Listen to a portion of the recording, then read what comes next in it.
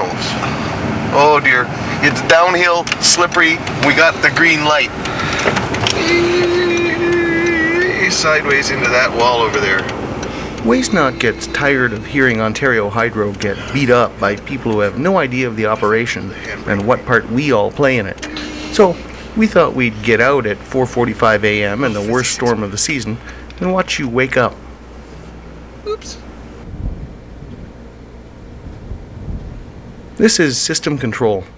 I took this shot a couple of years ago when there wasn't a storm. First, a brief tour.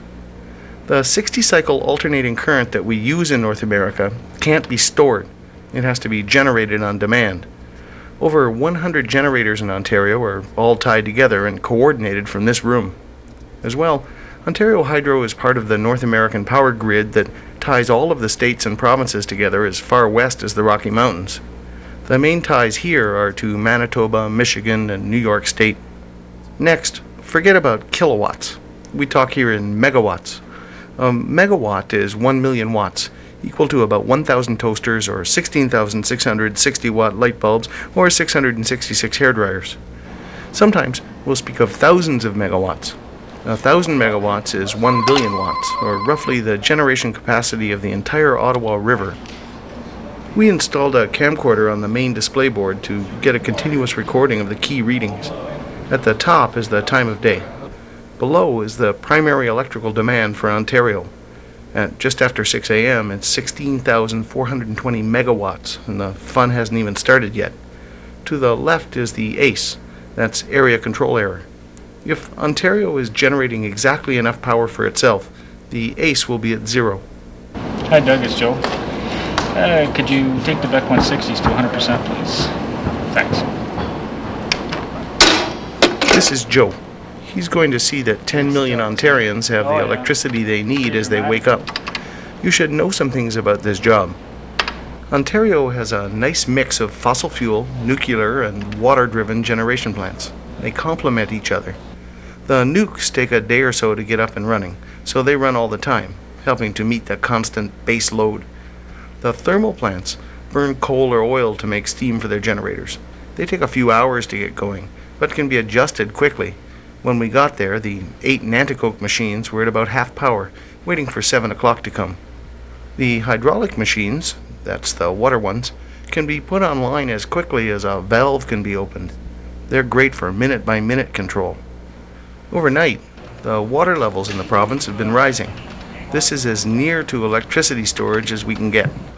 By this time in the morning, in some places, the fish are peeking over the tops of dams, so some hydraulic stations are put online to avoid spilling the water for no reason. Hi Graham, it's Joe. Could you take both units up to 350 please? Sarah, hi. You just sold 200 megawatts. Did he, so you just sold some power to Michigan, like right now they're taking it? Starting on the hour, we'll increase our generation, over-generate by 200 megawatts above what we require, and Michigan will under-generate by 200 megawatts by what he requires, and that's how we transact the energy to Michigan. Russ takes care of sales to other electric companies. The 200 megawatts he just sold to Michigan from 7 to 8 a.m. is 200 megawatts that Ontario only needs in case a couple of our generators fail. Should we need the excess, Michigan will be cut back. Meanwhile, this backup power will be earning money. Well, how do you like that when everyone has the pot set for exactly 7? Well, that's one of the things that's happened with digital watches and digital clocks now. People are much more exact about the time that they get up, 6:45 or 6:50, where in the old Big Ben days it was somewhere between 6:45 and 6:50 that it turn the bathroom light on, start the razor, start your hairdryer, turn the shower on, the electric heater, hot water heater cuts in, turn the stove on, the kettle, all big energy consumers. Plus the fact, of course, a number of people get up, flush the toilet, then the Public Utilities Commissions, their pumps are cutting in. It's 7 minutes to 7. The primary demand is rising to almost 18,000 megawatts, and the power line frequency is at 59.9 cycles per second. That indicates that the entire continent is under-generating. Our load is pulling the RPM of all the generators in North America below speed. Our electric clocks are currently off by 0.79 seconds because of it. The longer we run at 59.9, the worse the clock's error will be. So I've just sent all the Nanticokes to full load. So all 8 units are loading right now. The flames have just been turned up in Nanticoke. The units can do 500 megawatts each. Full steam will be pouring into the turbines in a few minutes. Thermal plants are great this way, but there's a gotcha.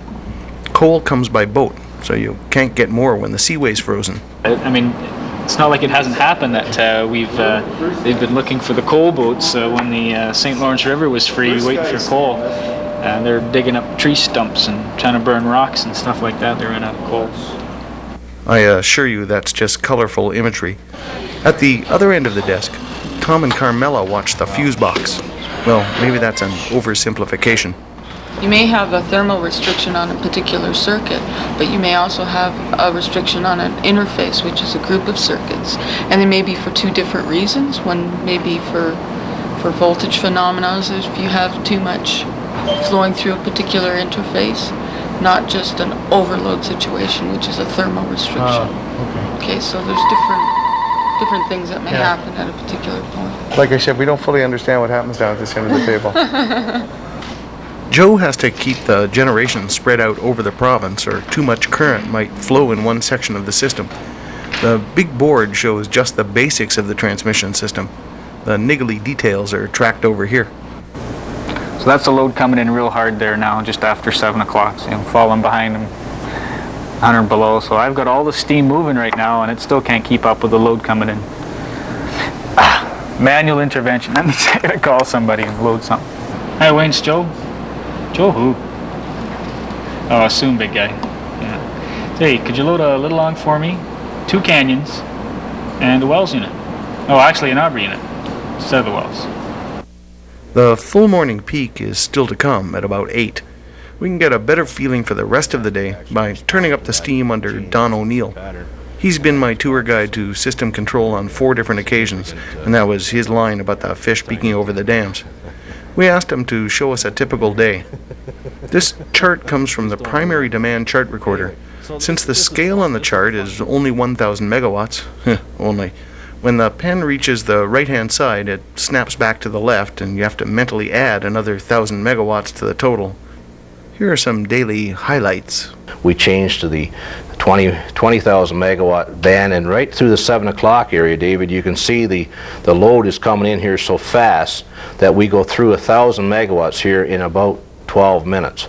We changed now into the 21,000 megawatt band, and it starts to slow down here. You can see the morning load, street lights are dropping off. We changed to the 22,000 megawatt band. We reach a peak at 9:30 roughly of 22,450 megawatts. Right here at noon hour, you can see there's about 300 megawatts of dropout for the lunch hour people, and right around 3 o'clock in the afternoon, when the schools are out and the kiddies come home, you can see the load starting to pick up again now. We change scales. We go from this particular 1,000 megawatt scale, there's 1,000 megawatts coming in here of kiddie load, I like to call it.